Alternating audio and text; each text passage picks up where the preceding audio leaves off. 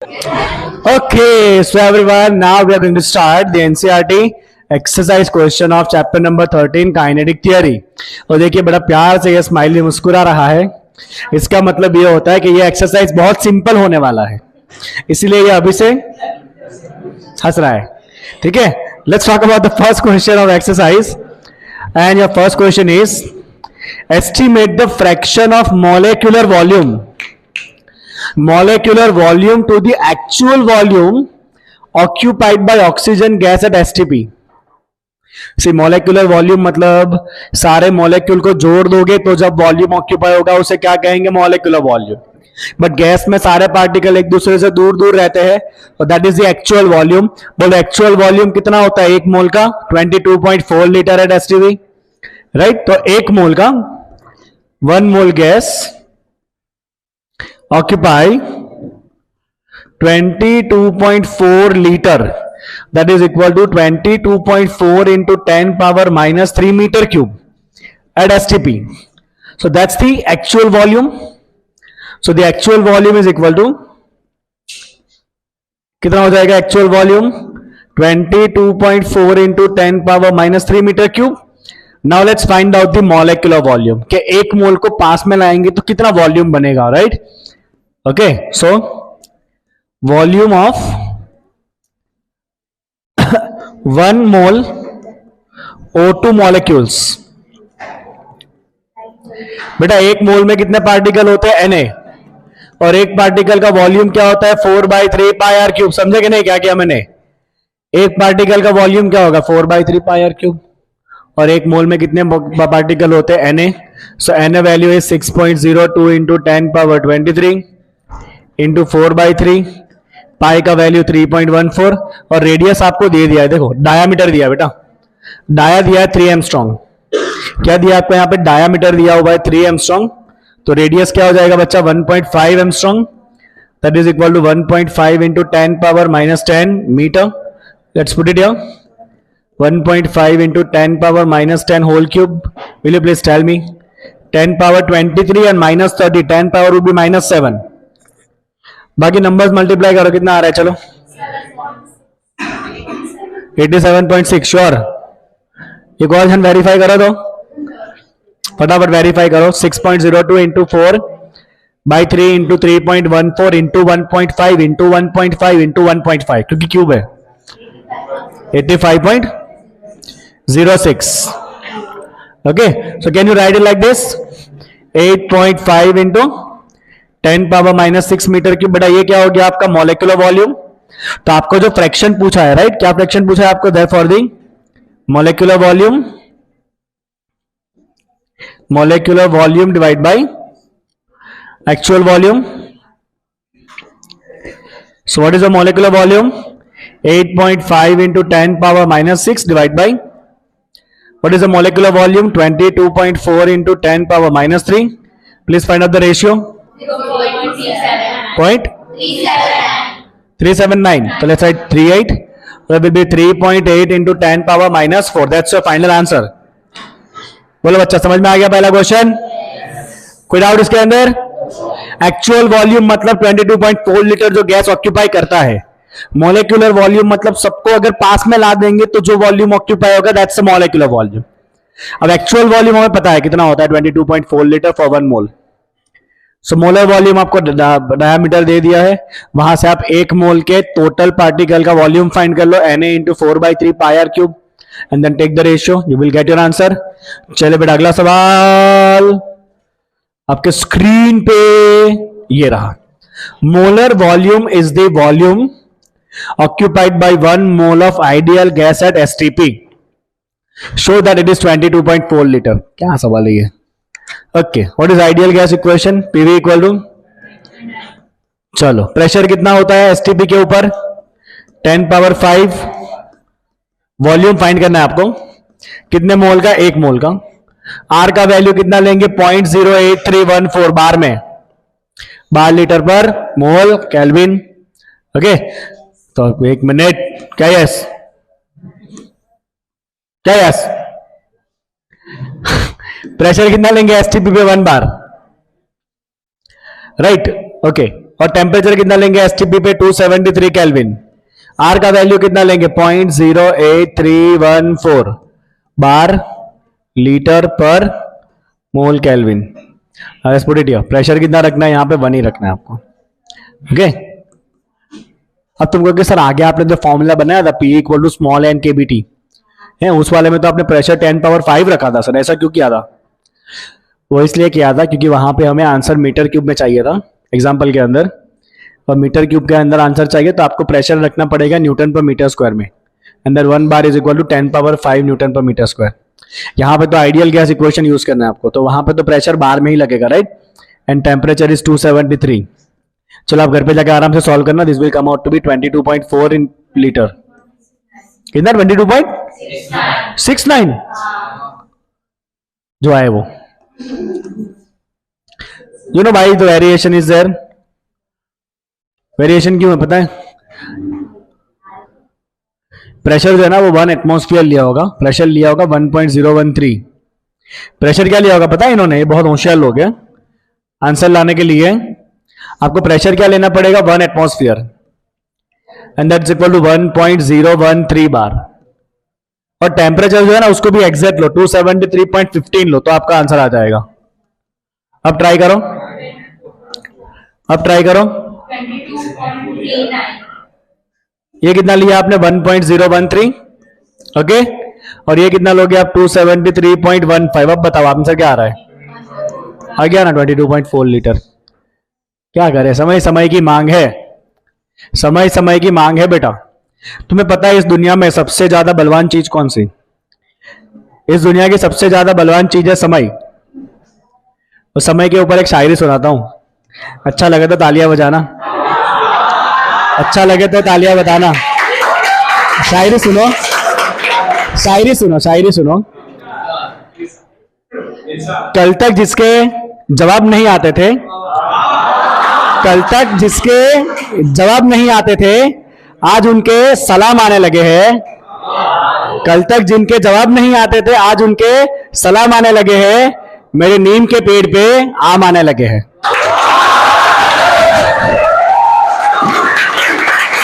चलो आगे बैठते, आ जाओ यहाँ पे, आ जाओ यहाँ पे, चलो ओके। तो यहाँ पे हो गया 22.4 लीटर। आगे बढ़ते हैं। वो बहुत गहरी बात थी, हाँ बहुत गहरी बात थी जो मैंने अभी बताई ना तुमको। समय के साथ बहुत चीजें बदलती है। समय सबसे बलवान है, कुछ भी बलवान नहीं है, पैसा वैसा कुछ नहीं है। जब तुम्हारा समय खराब आता है ना तो तुम्हारा पैसा भी तुमको काम नहीं लगता है। नेक्स्ट, पैसा है ही नहीं वैसे तो, है वैसे तो पैसा है ही नहीं तो काम कहाँ लगेगा पैसा आएगा तब। ओके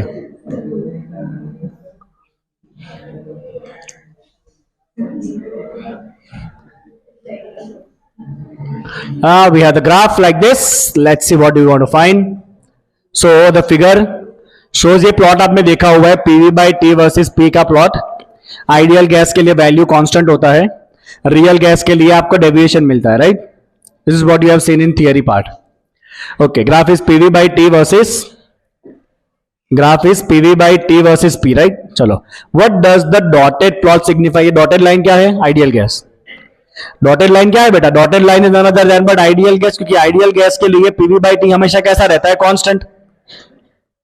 आइडियल गैस के लिए PV by T हमेशा कैसा रहता है? Constant right. तो पहले का आंसर क्या है बेटा? Ideal gas. चलो सेकंड में क्या पूछा है? Which temperature is more, T1 और T2? T1। क्यों? क्योंकि जितना टेम्परेचर बढ़ाएंगे उतना आपका ग्राफ आइडियल बिहेवियर के पास जाता है। क्योंकि T1 पे ग्राफ आइडियल के पास हो रहा है, इसका मतलब T1 temperature is higher, so T1 is more than T2 right. B का रीजन लिखेंगे यहां पे, gases behave ideally at high temperature, gases behave ideally at high temperature, that's why T1 has to be more than T2. Next, what is the value of PV by T where the curves meet on y axis? जहां पे एक curve मिल रहा है ना, ये value क्या होगा PV by T का? Let's find out. Very simple. Third one, PV by T, जहां पे ये मिल रहा है. तो आइडियल गैस इक्वेशन क्या कहता है? PV equal to nRT. से PV by 2 और कुछ नहीं होगा, क्या होगा ये n into R. From ideal gas equation PV equal to nRT. Right. Okay, let's take 1 mole gas. कुछ दिया आपको वैल्यू, यहां पे देखो तो कितना वैल्यू दिया आपको. Something is given to you, check it out. 1 gram oxygen is given, check it out. Data में दिया है ऊपर 10 पावर माइनस 3 kg. इसका मतलब ऑक्सीजन कितना दिया है आपको? 1 ग्राम दिया है. राइट. तो मोल क्या ले लेंगे बेटा? Given mass by molar mass into are.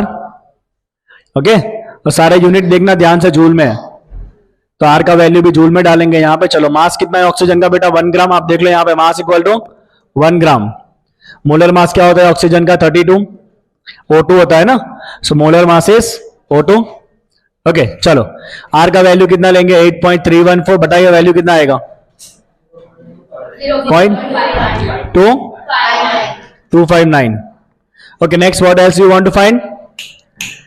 If we obtain the similar plot for 1 gram of hydrogen, would we get the same value of PV by T? No, क्योंकि 1 ग्राम हाइड्रोजन के अंदर मोल change हो जाएंगे. PV by T actual में क्या होता है? NR. PV by T क्या होता है? NR. राइट. अगर 1 ग्राम हाइड्रोजन होगा तो हाइड्रोजन के मोल तो चेंज हो जाएंगे ना, क्योंकि हाइड्रोजन का मोलर मास 2 होता है, ऑक्सीजन का मोलर मास 32 है, और हाइड्रोजन का मोलर मास क्या होता है? 2 होता है. तो 1 ग्राम हाइड्रोजन के लिए आंसर आएगा आपका no, as 1 gram hydrogen will have different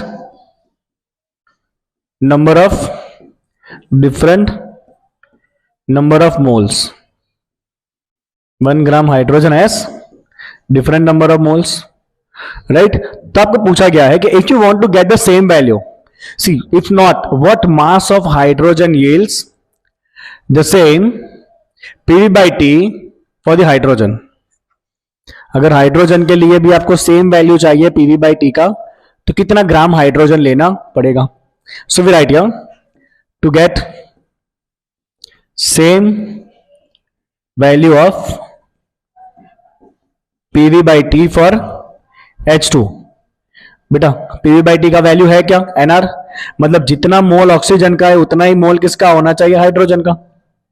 अब मोल क्या होता है? गिवन मास बाय मोलर मास. किसके लिए? Oxygen. Given mass by molar मास किसके लिए? हाइड्रोजन. ऑक्सीजन का मास कितना दिया है? 1 ग्राम. ऑक्सीजन का मोलर मास क्या है? 32.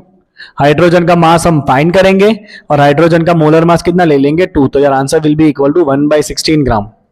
कितना आएगा? 1/16 0.0625 ग्राम. तो you have to take this much quantity of the hydrogen. Check करो तो पीछे आंसर जरा. 6 पॉइंट सही है. We have obtain the answer in more accurate form. Do you understand the question?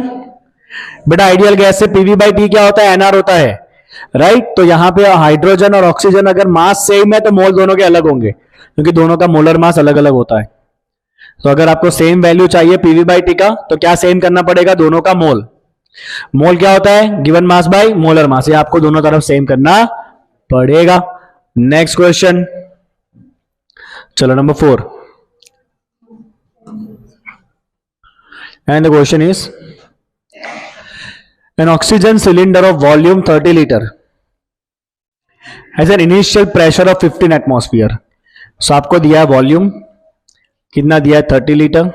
आपको दिया है प्रेशर 15 एटमॉस्फेयर एंड आपको दिया है टेम्परेचर 27 डिग्री मतलब 300 केल्विन.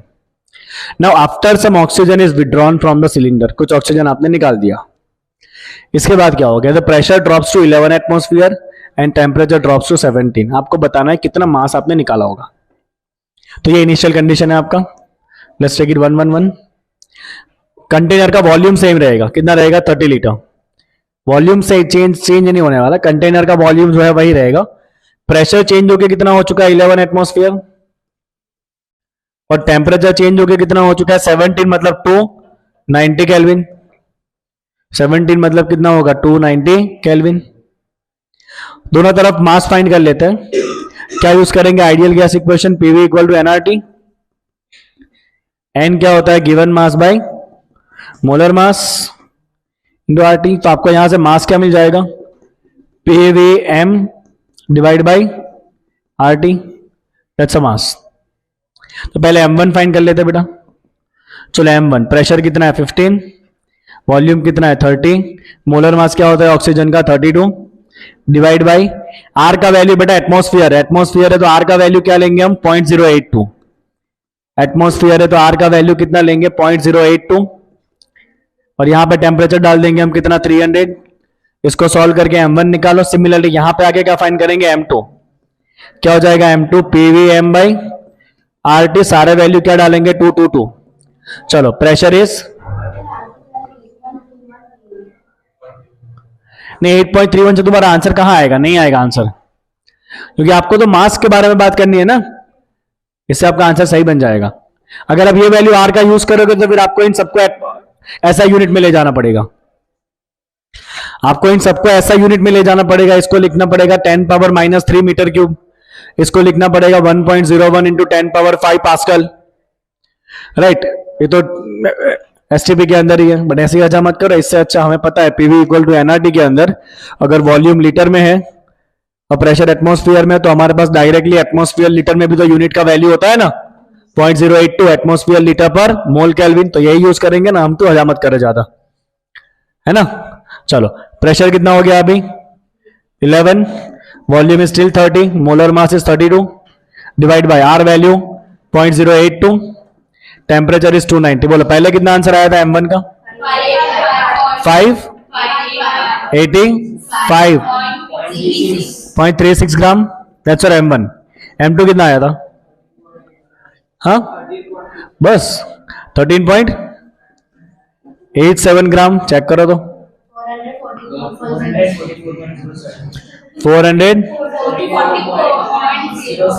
तो फाइंड द डिफरेंस, कितना मास आपने निकाल दिया, find the difference, answer answer is equal to M1 minus M2, subtract करो चलो, 585.36 माइनस 444.07, व्हाट्स योर आंसर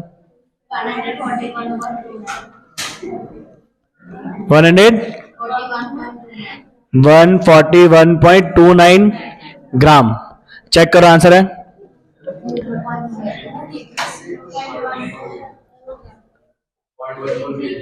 क्या है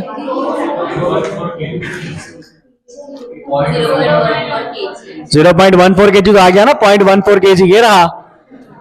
देखो आप ना ज्यादा अजामत मत करो, अगर मेरी बात सुनो, अगर आपको आर का वैल्यू ये रखना है ना तो आपको सब कुछ एसआई में कन्वर्ट करना पड़ेगा, क्योंकि ये सारे एसआई यूनिट है, ध्यान है आप पीवी इक्वल टू एनआरटी भी गलत करके आओगे एग्जाम में अगर ध्यान नहीं रखोगे यूनिट्स का। तो पीवी इक्वल टू एनआरटी में अगर आपको आर या जूल वाला यूज करना है तो फिर आपको सब कुछ एसआई कन्वर्ट करना पड़ेगा। इसको आपको लिखना पड़ेगा 10⁻³ मीटर क्यूब, यहां पे आपको लिखना पड़ेगा 1.01 इंटू 10⁵ पास्कल। इतनी अजामत क्यों करें, हमें पता है पीवी इक्वल टू एनआरटी में अगर वॉल्यूम लीटर में है, प्रेशर एटमॉस्फेयर में, तो डायरेक्ट यूनिट है हमारे पास एटमॉस्फेयर लीटर का 0.082 एटमॉस्फेयर लीटर पर मोल केल्विन, तो हम तो वही यूज करेंगे ना, ये क्यों यूज करें, यस और नो। ये यूज करना तो सब कुछ एसटीपी करना पड़ेगा आपको, एसटीपी नहीं ऐसा ही करना पड़ेगा। नेक्स्ट चलो क्या कहा है नेक्स्ट क्वेश्चन में, question is air bubble of volume 1 centimetre cube rises from bottom of a lake which is 40 meter deep at a temperature of 12 degrees Celsius. To what volume does it grow when it reaches the surface which has a temperature of 35? तो पानी के अंदर एक bubble बना है, कितना depth में है वो 40 मीटर नीचे है, राइट। बबल धीरे धीरे ऊपर आ रहा है, सो ऑब्वियसली ऊपर आएगा तो प्रेशर कम होगा, प्रेशर कम होगा तो वॉल्यूम बढ़ेगा। वही बताना है कि ऊपर आता है तो उसका वॉल्यूम कितना हो जाएगा। बिंदु क्या बताना है हमें, किसका प्रेशर है, ये नीचे आ गया, ये क्या है, एक मिनट, ये है क्या, ये किसका बना है, स्टील का क्या एल्यूमिनियम का, स्टील का क्या एल्यूमिनियम का,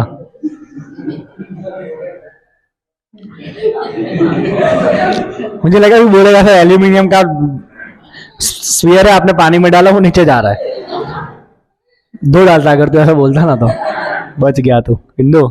चलो यहां पे कंडीशन चेक करो, यहां पे वॉल्यूम क्या चाहिए? यहां पे वॉल्यूम है आपका 1 सेंटीमीटर क्यूब, ठीक है। यहां पे प्रेशर क्या होगा? तो बेटा यहां पे प्रेशर आपको यूज करना पड़ेगा atmospheric plus rho g h. अभी आप कर चुके हो, ना मत कहना। Pressure at the depth PA plus rho g h. PA क्या होता है? Atmospheric pressure 1.01 into 10⁵, density of water 1000, gravity 9.8 and the depth is 40। Please find it out. कितना आंसर आएगा?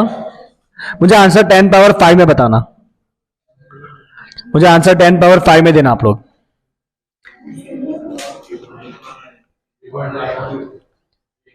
3.9 इंटू 10⁵। Okay 3.9 into 10⁵। चलो प्लस करो दोनों को, कितना हो जाएगा ये? 4 नहीं 5 हो जाएगा ना कि 4.91। That's your pressure at the depth, right, in the unit of pascal. This is the pressure at the depth in the unit of pascal. इतना प्रेशर है आपका पास्कल में, राइट? अंडरस्टूड? ओके, यहां पे टेम्परेचर कितना है? बॉटम पे temperature है 12 डिग्री। 12 डिग्री केल्विन में कन्वर्ट करो, 285 केल्विन। अब ये ऊपर आ रहा है, ठीक है। चलो ऊपर आ रहा है तो सरफेस के ऊपर प्रेशर क्या हो जाएगा? Atmospheric, that's only equal to 1.01 into 10⁵ atmospheric pressure. Surface के ऊपर टेम्परेचर कितना दिया है आपको? 35 डिग्री, दैट्स इक्वल टू 35 कितना होगा? 273 प्लस करो 308 केल्विन। V2 फाइंड करना है आपको। ओके बेटा, क्या कांस्टेंट रहेगा? Number of moles. क्या प्रेशर तो चेंज हो रहा है। इसके अंदर जो भी एयर के मोल होंगे वो सेम रहेंगे, बिकॉज एयर तो ट्रैप्ड है ना। एयर कैसा है? ट्रैप्ड है, तो उसके मोल कैसे रहेंगे? सेम रहेंगे, राइट। तो we write here here the moles of air remains constant. Moles of air remains constant. चलो मोल क्या हो जाएगा? PV by T. You can use P1 V1 by T1 equal to P2 V2 by T2। Find क्या करना है आपको? V2। So V2 will be equal to P1 by P2 into T2 by T1 into V1। ये ऊपर ये नीचे। चलो P1 कितना है? 4.91 इंटू 10⁵।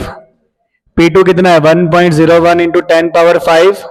T2 कितना है? T2 308 और T1 कितना है? T1 है 285। V1 कितना था? 1 सेंटीमीटर क्यूब। चलो सॉल्व करो, कितना सेंटीमीटर क्यूब आ रहा है? 5.25। चेक करो आंसर, सही होता है। आई चेक करोगे 5.3 चलेगा, 5.25 ओके, राइट। तो कितना सिंपल इक्वेशन है, देखो P1 V1 by T1 equal to P2 V2 by T2। But यहां पे आपका फ्लूइड मैकेनिक्स आ जाता है, बिकॉज आपको पता होना चाहिए कि डेप्थ पे प्रेशर का फॉर्मूला क्या होता है। डेप्थ पे प्रेशर का फॉर्मूला होता है PA plus rho g H. तो वहां से आपको प्रेशर निकालना है। करेक्ट। नेक्स्ट, ओके, कहां पहुंचे? Number 6। Estimate total number of molecules in a room of capacity 25 meter cube at a temperature of 27 degree Celsius and 1 atmosphere pressure। इसमें क्या बताना है कि नंबर ऑफ टोटल मॉलिक्यूल कितने होंगे बताना है आपको।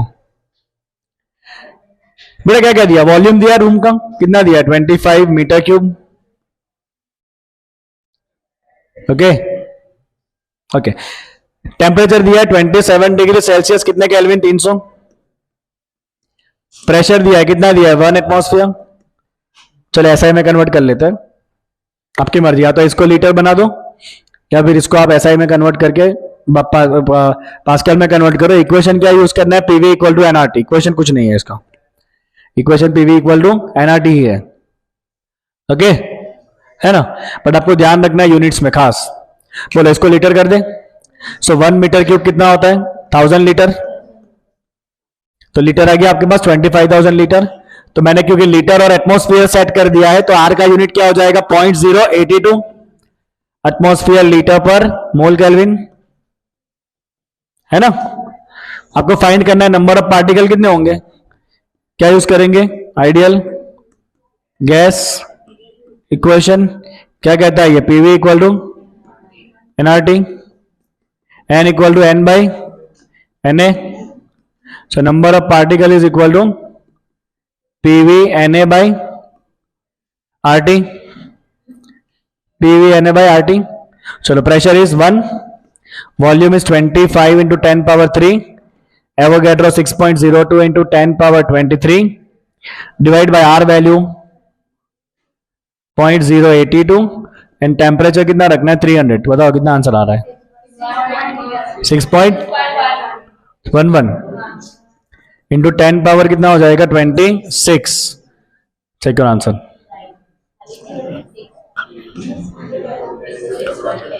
6.10 है पीछे, उनको कुछ नहीं आता, ये सही आंसर है।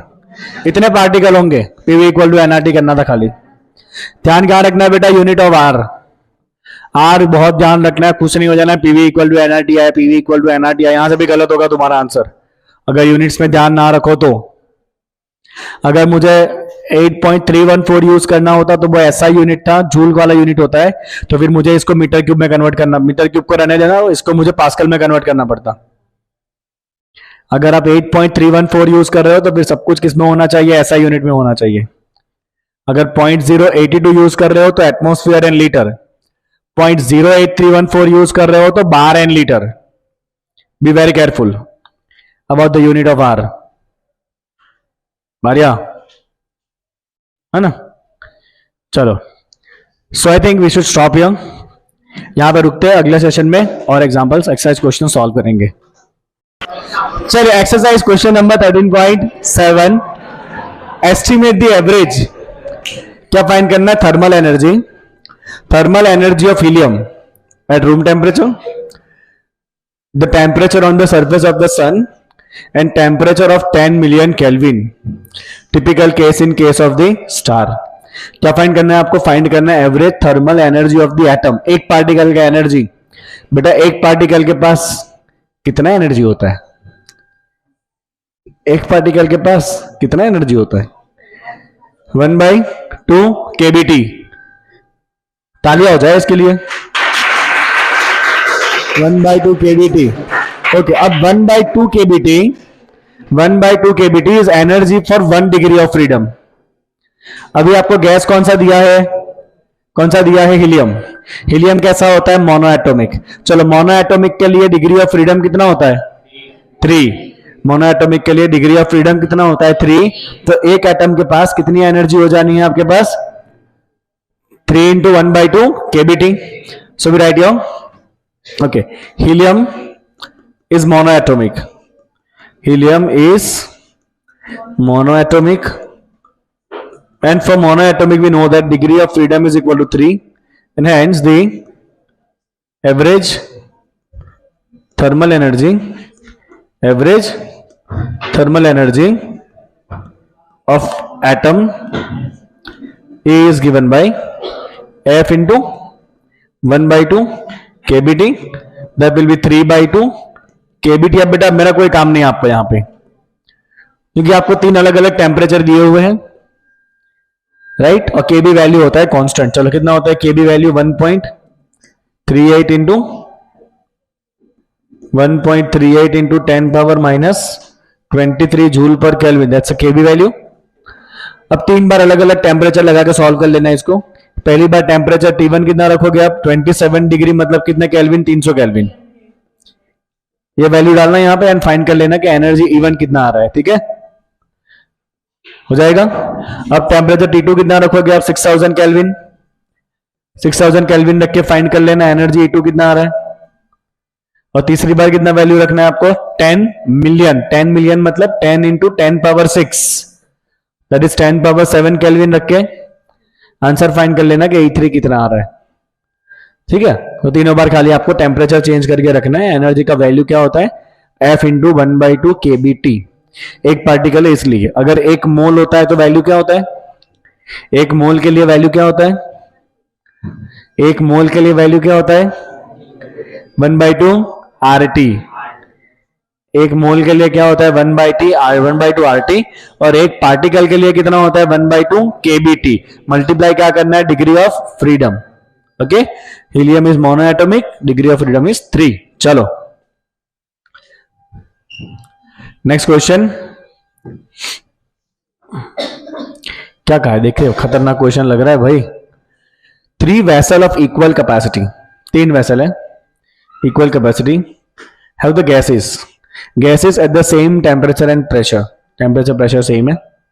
फर्स्ट वेसल कंटेन नियॉन जो मोनोएटॉमिक है, सेकंड कंटेन क्लोरीन जो डायटोमिक है, and third contain uranium hexafluoride जो पॉलीएटॉमिक है। Do the vessel contain equal number of molecules? My answer is yes. क्यों no? Yes, Avogadro hypothesis. Avogadro hypothesis क्या कहता है? Avogadro, the volumes are same, equal capacity, temperature same, pressure same, तो हर एक gas के number of particle कैसे होते हैं? सेम होते हैं, राइट? ओके, तो पहले आंसर लिखेंगे from Avogadro hypothesis, from Avogadro's hypothesis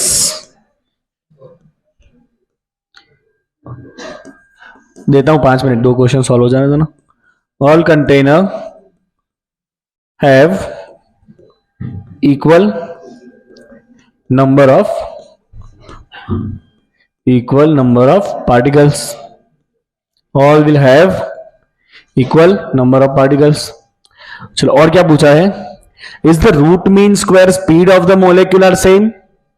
क्या सबका आरएमएस स्पीड सेम होगा? आई से नो, क्योंकि रूट मीन स्क्वायर का फॉर्मूला क्या होता है? Under root of 3RT by molar mass. अब तीनों गैस का मोलर मास अलग अलग होगा, क्योंकि एक कौन सा है? नियॉन, दूसरा क्या है? क्लोरीन, तीसरा क्या है? UF6। तो सबका मोलर मास अलग अलग होगा, इसीलिए सबका आरएमएस स्पीड भी कैसा होगा? अलग अलग होगा। और आप यहां पर सिंपली देख सकते हो कि RMS speed is inversely proportional to 1/√m। अभी कौन कौन से गैस है आपके पास? नियॉन है, तो अगर आप मोलर मास कंपेयर करो, नियॉन, क्लोरीन और UF6, तो UF6 सबसे हैवी होगा, नियॉन सबसे हल्का होगा, राइट? अब आरएमएस स्पीड इनवर्स है दोनों की। आरएमएस स्पीड कैसा है? इनवर्स। तो आरएमएस का रिलेशन क्या बन जाएगा? नियॉन का सबसे ज्यादा रहेगा और UF6 का कैसा रहेगा? सबसे कम, क्योंकि UF6 का मोलर मास सबसे ज्यादा है, वो भारी है, और जो भारी है उसकी स्पीड हमेशा कैसी होती है? कम होती है ना? ओके, चलो नेक्स्ट क्वेश्चन सॉल्व करते हैं। ये तो लिखा ही नहीं हमने। Okay, they will have different RMS speed, they will have different RMS speed. चलो नेक्स्ट क्वेश्चन देखते हैं। कुछ तो खतरनाक है भाई, क्या सिंपल सिंपल आ रहा है सब कुछ, तो बस ऐसा ही आया। ये मोस्ट इंपॉर्टेंट क्वेश्चन है मेरी तरफ से, इसको मिलते हैं 5 star. 5 star theory numerical. Eight what temperature RMS speed of atom in argon become equal to the RMS speed of helium at -20। दोनों का RMS स्पीड आपको सेम करना है। कौन कौन से गैस है? एक है आर्गन, दूसरा है हीलियम।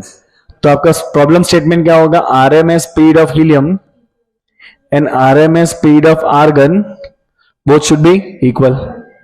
क्या फॉर्मूला है RMS स्पीड का? Under root of 3RT/m, let me call it T1m1, under root of 3RT/m, let me call it T2m2। 3R cancel हो जाएगा, राइट? अंडर रूट भी निकाल दो, what you will get? T1/m1 equal to 2m2। चलो 1 आपने किसके लिए लिया है? हीलियम के लिए। तो हीलियम का आपको टेम्परेचर फाइंड करना है ना। At what temperature in the root means speed of the atom of argon become equal to the helium, right? तो हाँ, T2/m2। चलो आप डिसाइड कर लो आपको 1 कौन सा गैस रखना है। Let's say 1 is argon and 2 is helium, ठीक है? चलो यहां पे आर्गन का डेटा रखो। तो आर्गन गैस कितने स्पीड पे दी? आर्गन का टेम्परेचर आपको फाइंड करना है। किसका फाइंड करना है? आर्गन का फाइंड करना है, तो T1 आपको फाइंड करना है। आर्गन का मास कितना दिया है? देखो ये रहा 39.9, should be equal to T2। 2 कौन सा गैस है? हीलियम। और हीलियम का टेम्परेचर कितना दिया है? -20। -20 किस में कन्वर्ट करेंगे? केल्विन में। कितना हो जाएगा? 253। राइट। यहां पे आपको टेम्परेचर T2 दे दिया है -20 degree, that is 253 kelvin. Okay, चलो डिवाइड बाय इसका मोलर मास कितना दिया है 4। Can you solve it? What will it be? 25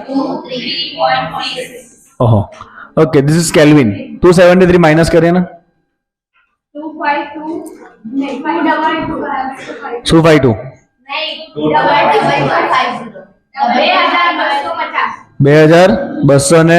2250 degree 0.67 भी से चल 0.67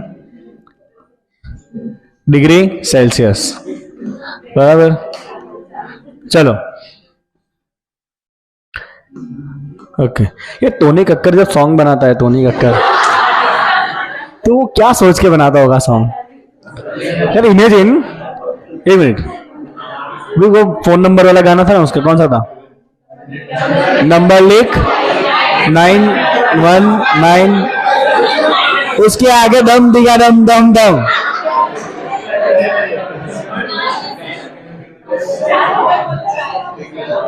उसके आगे दम दिगा, दम दम दम।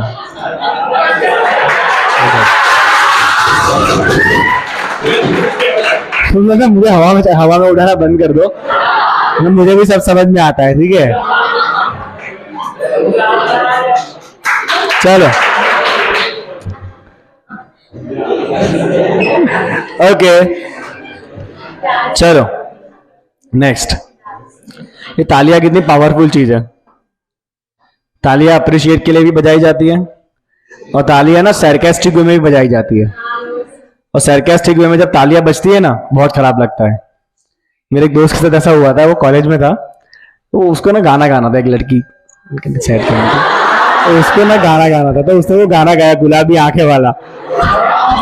तो बोलता है, और वीडियो तो अच्छा गा रहा था, वो बोलता है कि मैंने जैसे ही गाना चालू किया ना, तो 5-10 सेकंड में सबने सुना, फिर तालियां बजने लगी, और फिर लोग ऐसे करने लगे। मतलब कि मैं समझ गया मैं बहुत खराब गा रहा हूँ। वो इतना खराब गा रहा था, but he was high on confidence कि मैं तो अच्छा ही गाता हूँ। इतना खराब गा रहा था, हमें पता था कि तू बहुत खराब गा रहा है, बट उसको गाना था, गा। तो दिस इज कॉल्ड सार्कास्टिक तालियां।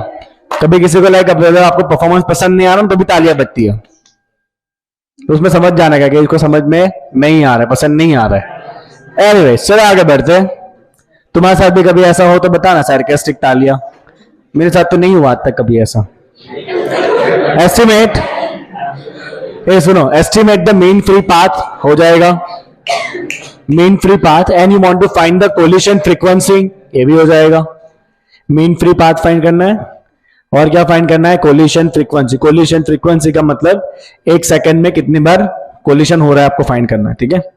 दो चीजें आपको फाइंड करनी है। Okay, of a nitrogen molecule in a cylinder containing the 2 atmosphere pressure, so pressure is 2 atmosphere. Okay, temperature is 17 degree, that is 290 Kelvin. Okay, take the radius of the molecule. Radius कितना लेंगे? R 1 angstrom दिया है, that's a 10 power minus 10 meter. So diameter कितना हो जाएगा? 10 power minus 20 meter double. Is it right? एक minute चुप, पवित्र बराबर है, डबल किया। Radius is 10 power minus 10, radius is 10 power minus 10, तो डायमीटर क्या होता है? रेडियस का डबल।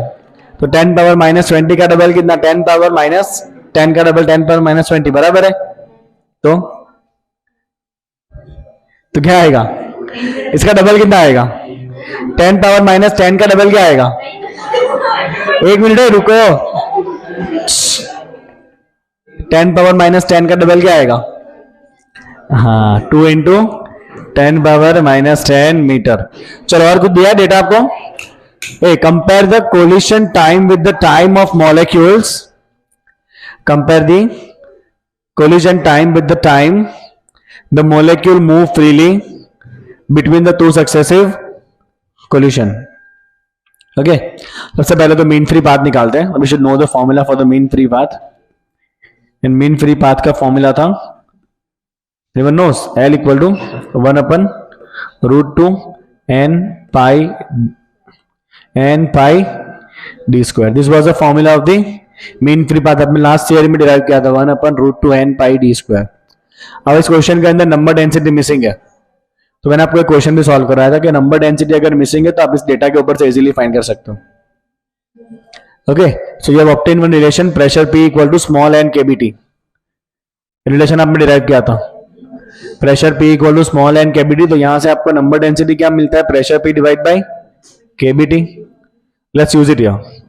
1/√2 नंबर डेंसिटी क्या हो जाएगा, P divide by KBT into pi D square.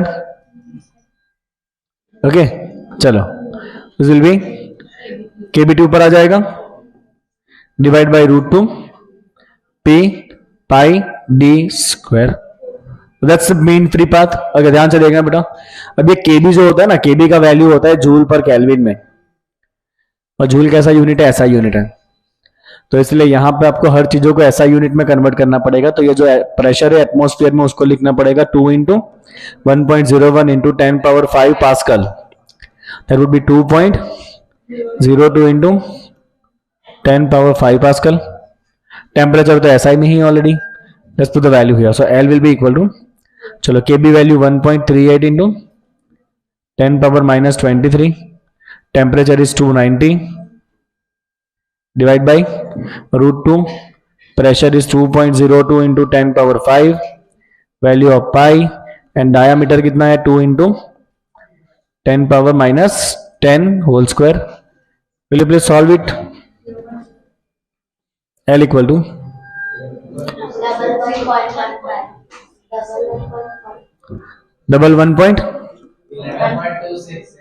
11.26 into 10 power कितना होगा, -23.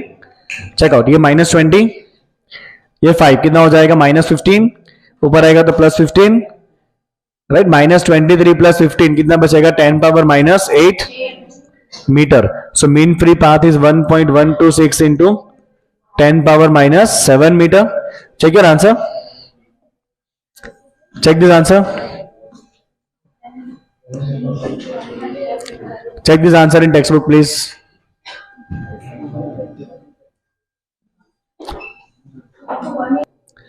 चलो बेटा क्वेश्चन को आगे बढ़ाते हैं. आंसर आपका परफेक्टली करेक्ट है. बुक में 10⁻⁻7 दिया है, खाली हमने एग्जैक्ट फाइंड किया हुआ है, राइट. चलो सेकंड पार्ट क्या फाइंड करना है आपको.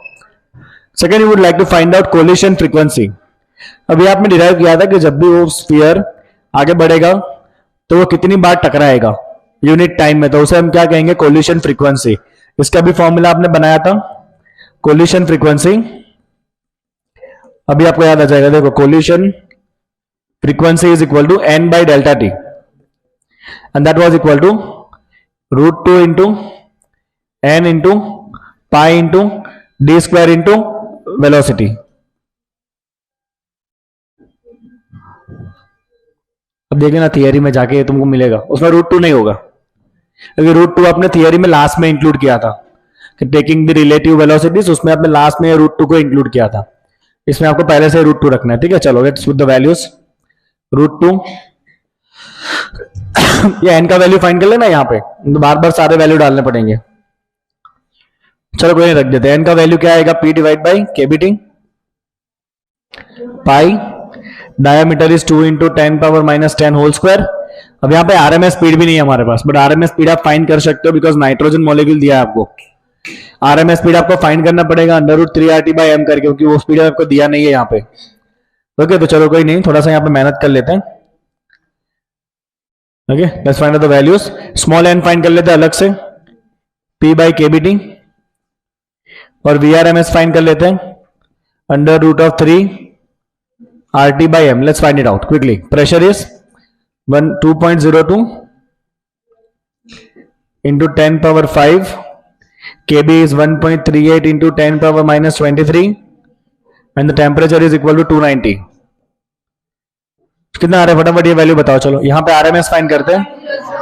3 into R value 8.314, temperature 290 and nitrogen का मोलर मास क्या होता है, 28. भाई आरएमएस वैल्यू फाइंड करो तो आर का वैल्यू ऐसा यूनिट में रखना है आपको, 8.3 जूल पर मोल केल्विन, बिकॉज ऑफ स्पीड निकाल रहे हो. स्पीड मीटर पर सेकंड में होता है, मतलब सारे आरएमएस वैल्यू आपको यहाँ पे ऐसा ही वैल्यूज डालने हैं. कितना है ये वैल्यू, 0.0050 इंटू 10 पावर 5 पॉइंट करके बताना कितना आएगा. 5.4 इंटू 10 पावर 5.4 है क्या? 5.04 है. Keep it 5 into 10 power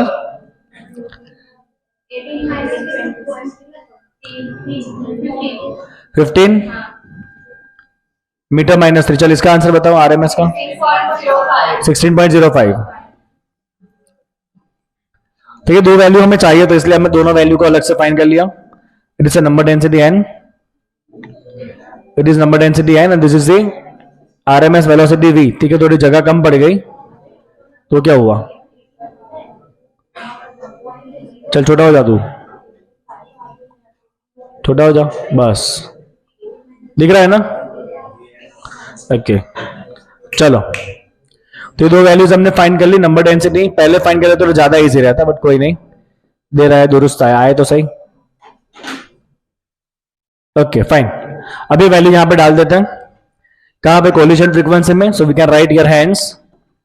collision frequency delta N by delta T equal to √2 n pi D square into V R M S. चलो वैल्यू डालो, सारा मल्टीप्लाई करो, सारे वैल्यू डालो, मल्टीप्लाई करो. √2 इंटू एन वैल्यू कितना है? 5 into 10 power 15. 5 is 3.14. Diameter is 2 into 10 power -10 whole square and RMS value is 16.05.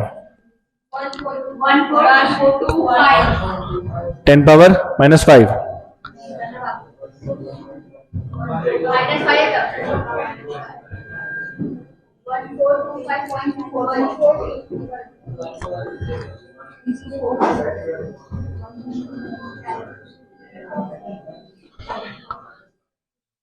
लिखवा रहे हो.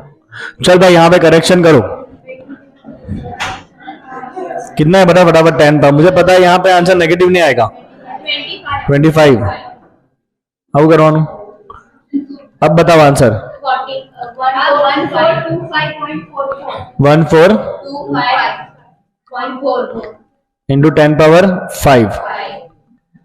तो चलो कोलिशन फ्रीक्वेंसी आ गई आपके पास 1.42 इंटू 10 पावर कितना हो जाएगा?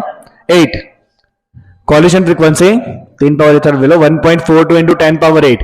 चलो तो आपको एक और आंसर मिला यहाँ पे. Collision frequency is equal to 1.42 into 10 power 8 second inverse.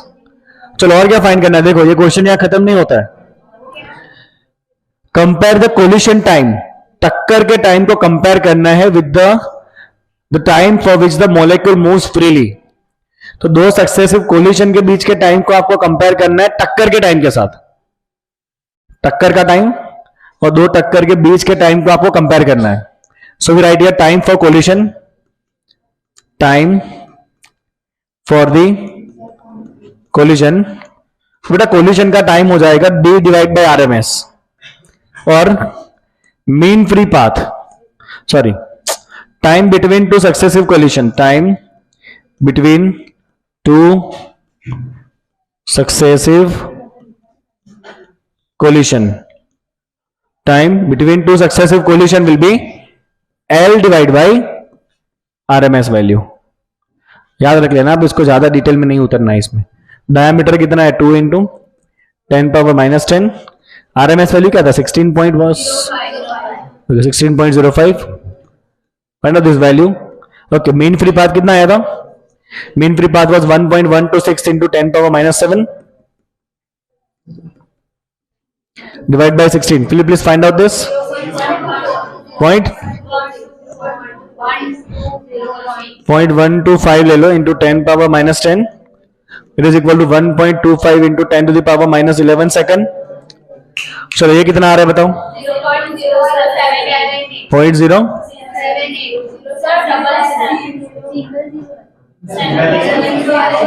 Single ही है सब.